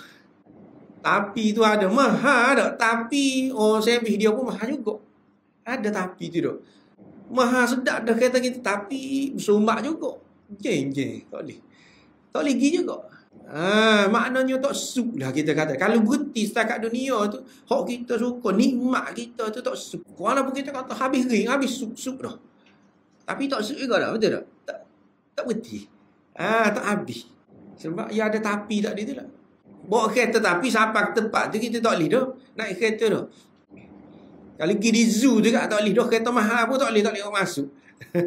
Kena berhenti, kena jalan. Masuk. Panas lah. Peluh dah lah. Kita kata dah. Tak ada dah, tak boleh. Dia ada hak dia. Kalau berhenti setakat dunia lah kita kata. Habis ni pun. Apa ni? Tak suka juga. Berbeza dengan kalau dia pergi siapa kau syurga ni kan tak ada dah letih, tak ada tapi dah kira-kiranya dah. Kalau suka nikmat kat nikmat. Hak tu baru padai. Siapa mari ajar benda tu, iaitu dengan Rasul tadi itulah. Itulah nikmat yang kita kata besar, yang membezakan kita daripada orang-orang lain ni. Hak tidak terima Rasul kat kira-kiranya nikmat dia setakat tu. Kat kita kata padai. Hak dia boleh dunia. Orang hak tidak terima Rasul tu dah. Yang kira-kiranya Rasul tidak diutuskan kepada dia. Kalau diutuskan pun dia tak terima. Kenapa dia boleh? Hak dia boleh. Tu je lah. Setakat di dunia je lah. Kat kita nak kata nikmat kau. Nikmat yang sempurna kau gitu. Tak lah dah. Tentu sekali tidak tak sempurna. Kalau suka pun sebab tak ada tak sempurna. Suka pun. Nikmat yang paling sempurna ialah dengan diutuskan Rasul kepada kita. Dia ajar benda-benda tadi itulah. Yang mana kita dapat tahu apa yang kita tidak tahu.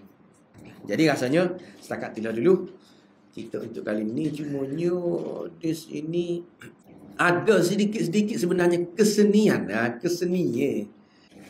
Kesenian lah tu. Kita royaklah sikit kesenian dia. Dalam ayat ni, kalau dalam doa Nabi Ibrahim itu dia sebut kalau kita tengok dalam apa ni, menurut hadis dan juga athar, ada doa Nabi Ibrahim itu kan, Rabbana wa ba'ath fihim rasulan minhum yatlu alaihim ayatik wa ya'allimuhumul kitab wal hikmah wa yuzakkihim kan.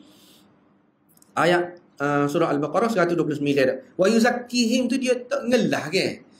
Kalau dalam ayat ni, kama arsalna fikum rasulan minkum yatlu alaikum ayatina wa yuzakkikum. Lepas tu baru wa ya'limukumul kitaba wal hikmah wa ya'limukum ma lam takunu ta'lamun wa ya'limukumul kitaba wal hikmah, lepas pada wa yuzakkikum. Kalau dalam doa Nabi Ibrahim, wa ya'limuhumul kitaba wal hikmah wa yuzakkihim. Dulu kemudian sebab apa tu? Kesenian kita sebut sikitlah. Antara sebab dia ulama tafsir sebut, dia kata dalam doa Nabi Ibrahim tu yuzakkihim, menyucikan mereka tu, dia tak ngelah, sebab itu mengikut perbuatan. Mengikut perbuatan. Perbuatan lagu mana? Rasul diutuskan. Lepas tu dia pun baca ayat-ayat, baca ayat Quran, mengajarkan Quran, mengajarkan hadis. Lepas tu barulah orang ni jadi cuci. Menyucikan mereka. Ni dari segi perbuatan. Barulah orang itu cuci.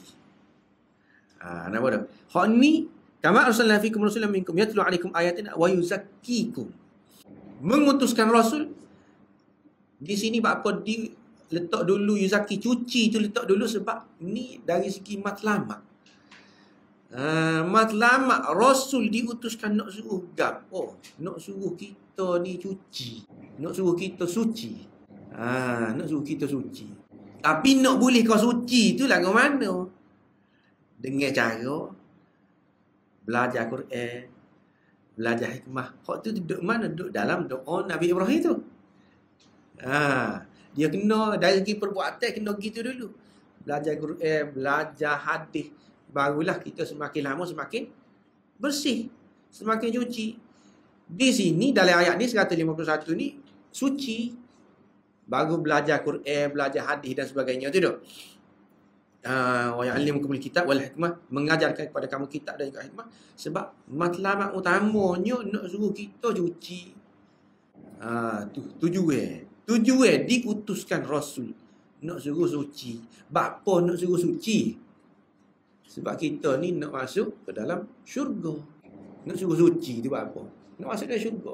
Syurga ini dia tidak layak dengan benda-benda yang kotor. Kotor tu apa? Kotor saya dosa. Dosa ni kan kotor. Dalam hadis sebut dah. Setiap kali orang tu buat dosa, akan titik dah. Itai. Kotor dia tu. Lama-lama kau banyak. Kalau dia tidak tobat kan. Kotor dia sebut. Maknanya orang nak masuk dalam syurga ni dia tak boleh kotor.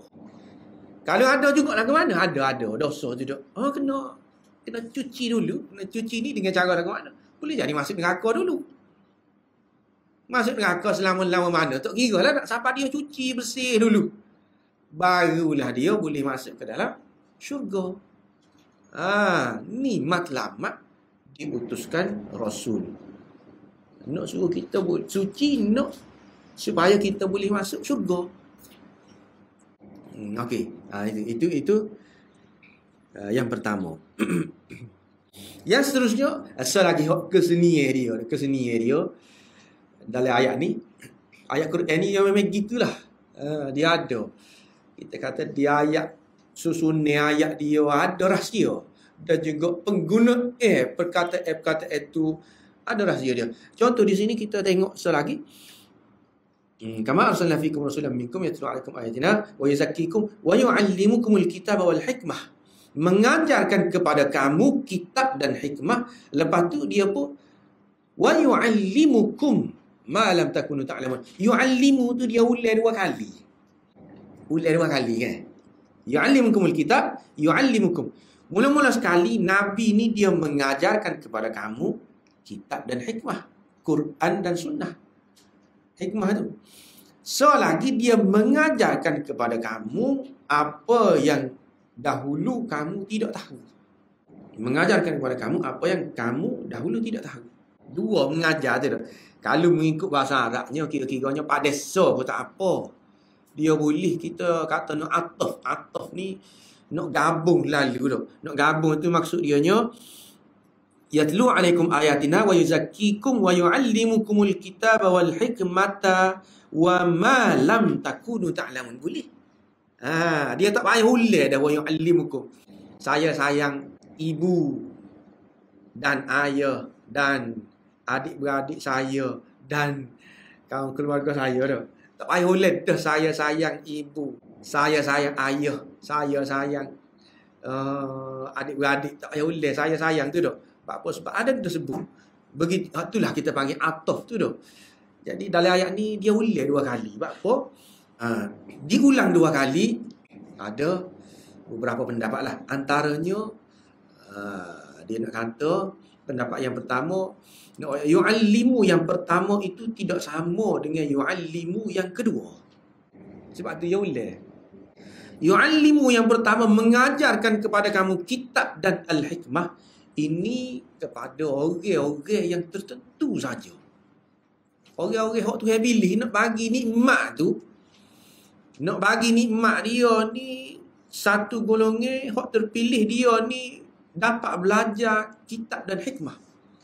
So lagi wa yu'allimukum ma lam takunu ta'lamun, mengajarkan kepada kamu apa yang dahulu kamu tidak ketahui. Hak ni umum. Umum manusia. Manusia ni dulu dia tak tahu. Tiba-tiba lepas pada tu dia jadi tahu. Manusia ni tu tahu gapo? Semua benda di dunia dan juga di dunia lah kita kata. Semua benda untuk kehidupan dia. Dulu dia tak tahu lagu mana cara nak masuk, sebagai contoh tu.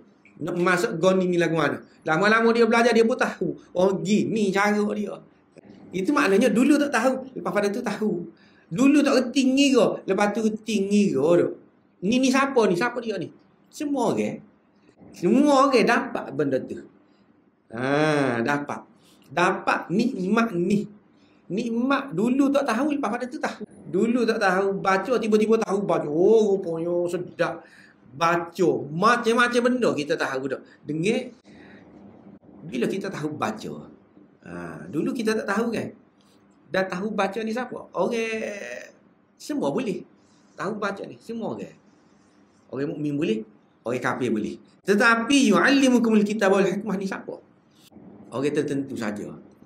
Hak Tuhan ajarkan kepada dia berkenaan dengan Al-Quran dan juga As-Sunnah.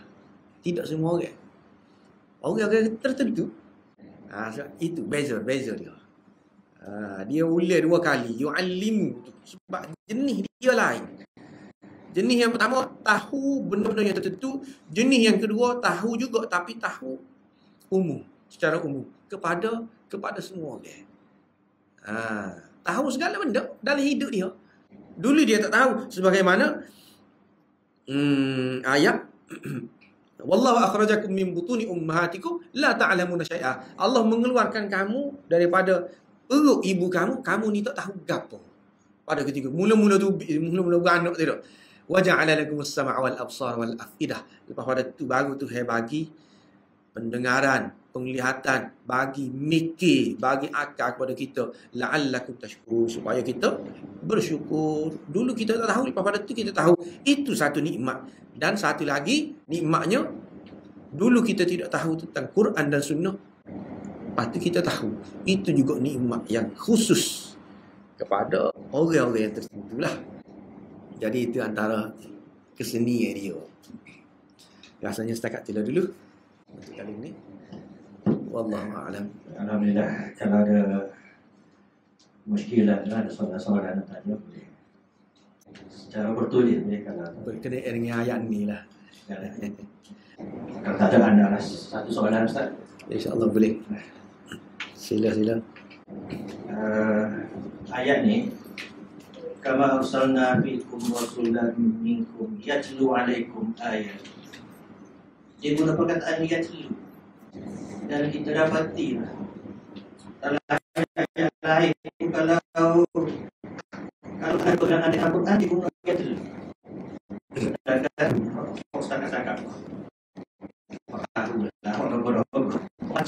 macam-macam itu tak payah ikhraq.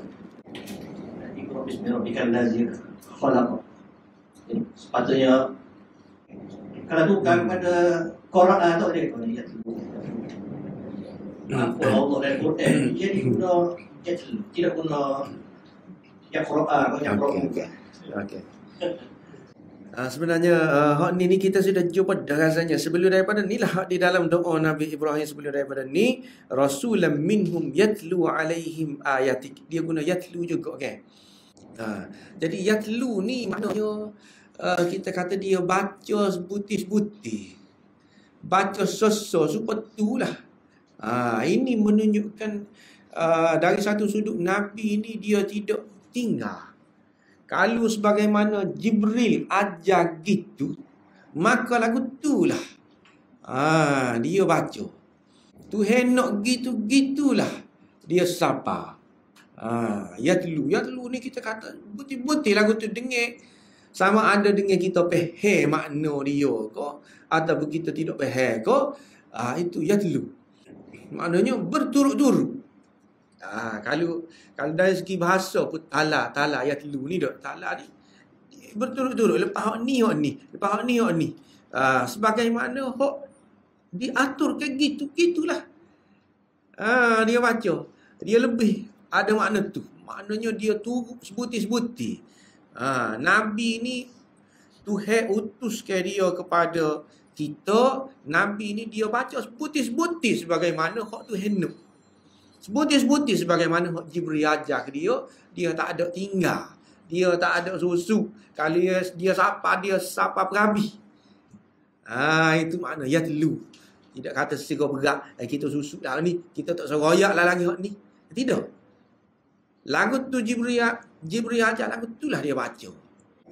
Ini makna yatlu alaikum ayatina. Ayat-ayat kita tu maknanya ayat-ayat Quran lah. Ayat-ayat Quran tu Nabi baca gitulah sebagaimana yang diturunkan kepada dia. Sebab kita kata tilawah. Tapi tilawah kita ni lain pula tak tilawah. Tilawah tu gitulah. Baca sebutir-sebutir sebagaimana yang disuruh. Dia sapa lagu tu. Itu yatlu. Dia lebih lagi daripada qiraah. Qiraah pun baca juga dah, tetapi dia tidak berturut-turut gitu. Berturut-turut, huruf demi huruf, ayat demi ayat. Ni gitulah. Dia ada makna tak susu. Tidak tak serupa langsung, tidak tak serupa walaupun sikit tak ada. Serupa gitu betul-betul. Turut betul-betul lagu tu. Itu yatlu. Nampak tak? Rasanya kita cuba dah kan. Yatlu alaihim ayatik. Ini merujuk kepada Nabi lah ni. Nabi ni sifat dia gitu. Amanah dia merujuk kepada amanah. Amanah dia menyampaikan ayat-ayat Quran hak Tuhan suruh siapa. Dia ni baca je. Tuhan suruh baca lah. Tak kira faham kau tidak dah. Baca semacam dah. Tuhan suruh siapa gitulah. Faham tidak itu bab lain kita kata, tapi yang tu lagu tu. Rotil ni baca molek.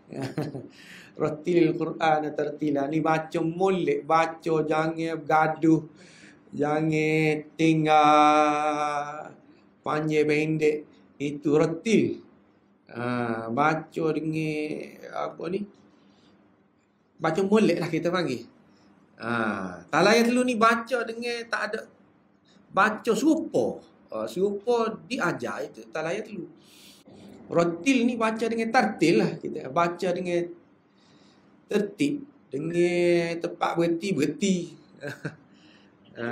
Dengan tajwid, dengan molek. Ada faraq lagu ni? Ada. Yang dulu ni boleh jadi baca cepat pun yalah juga dah. Yang dulu tapi kadang-kadang pun serupa.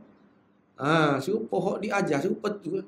Serupa hak Jibril ajar lagu tu lah. Cumanya boleh jadi dia baca cepat dah. Tapi rotil ni tidak. Rotil ni baca dengan molek. Baca dengan itu dia kita kata anju. Gitulah. Rotil dengan tertil, dengan cukup. Taranung, bukan taranung dok kita kata gitu ya. Macam molek lah, macam molek. Tu tertib.